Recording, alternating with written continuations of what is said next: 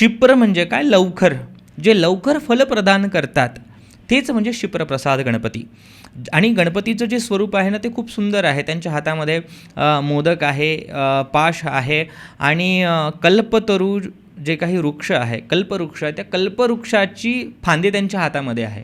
म्हणजे काय की ज्याच्या हातामध्ये कल्पवृक्षच आहे तो सगळं काही देण्यासाठी समर्थ आहे, हे दाखवण्यासाठी क्षिप्रप्रसाद गणपतीचं रूप दिलेलं आहे. आणि मला तुम्हाला सांगायला खूप आनंद होईल की आपल्या श्री पितांबरा बगलामुखी शक्तिपीठामध्ये जेव्हा अहिल्यानगर ह्या ठिकाणी जेव्हा साधक साधना करायला सुरुवात होते श्रीविद्येची, तर त्यांच्याकडून आपण सगळ्यात अगोदर क्षिप्रप्रसाद गणपतीची साधना पूर्ण करून घेतो. कारण की काय, भूमितत्व आहे ना, जोपर्यंत तुम्ही तुमच्या जीवनामध्ये तुमची रोजीरोटीच अडकलेली असेल, पोटामध्ये भाकर नाही आहे, कर्जाचा प्रश्न आहे, तर तुम्ही काय साधना करणार ना?